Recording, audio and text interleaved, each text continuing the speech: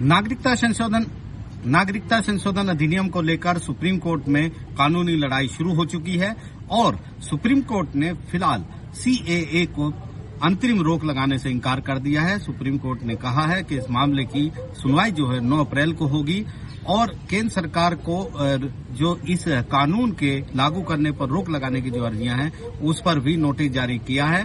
Supreme court में chief justice D Y Chandrachud की bench ने कहा है कि याचिकाकर्ता रोक लगाने की जो अर्जी है उस पर अतिरिक्त दस्तावेज जो है वो 2 अप्रैल तक दाखिल करें और फिर 8 अप्रैल तक केंद्र सरकार अपना इस पर जवाब दे।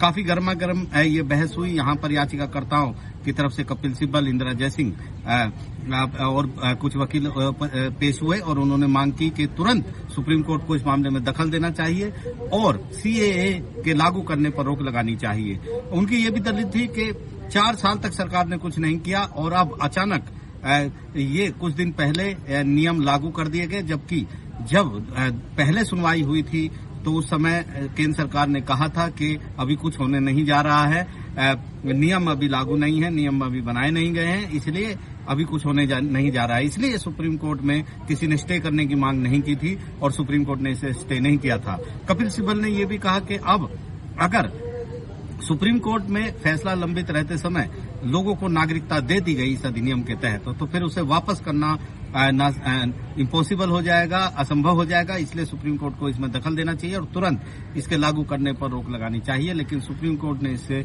इत्तेफाक नहीं रखा। इसके अलावा केंद्र सरकार की ओर से तुषार मेहता अपीयर हुए थे। उन्होंने कोर्ट को बताया कि कुल 237 पिटीशन यहां पर हैं, 20 अर्जियां कानून को लागू करने से रोकने की लगा दी गई हैं।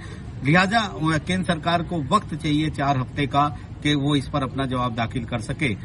कुछ अर्जियां अभी भी उनको मिली नहीं है, कुछ देर रात मिली थी, लेकिन याचिकाकर्ता विरोध कर रहे थे। याचिकाकर्ता कह रहे थे कि इतना वक्त नहीं दिया जाना चाहिए, वक्त जरूर दिया जाए लेकिन इस बीच सीए के लागू करने पर रोक लगा दी जाए।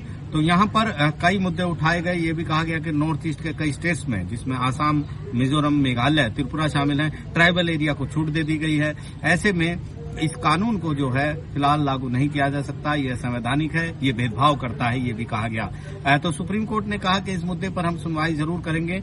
9 अप्रैल को इस मुद्दे पर एक अहम सुनवाई होने जा रही है।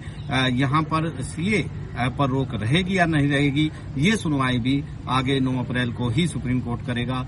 सबसे अहम बात यह 2019 से ही लगातार पिटीशन दाखिल होती आई थी इस मुद्दे पर। 2022 सितंबर में आखिरी बार सुनवाई हुई थी। केंद्र सरकार ने पहले प्रारंभिक जवाब दाखिल करके सीए का बचाव किया था। अब भी केंद्र सरकार की ओर से सॉलिसिटर तुषार मेहता ने ये कहा कि ये जो कानून है ये किसी की नागरिकता छीनता नहीं है। ये 2014 से पहले जो लोग आए हैं उन लोगों को जो प्रताड़ना के शिकार थे उन लोगों को मदद करने के लिए है, ये किसी की नागरिकता छीनने वाला नहीं है। यहाँ पर एक याचिकाकर्ता की तरफ से एनआरसी का मुद्दा भी उठाया गया तो सुप्रीम कोर्ट में सॉलिसिटर जनरल ने कहा कि वो साफ इस मुद्दे को करते हैं।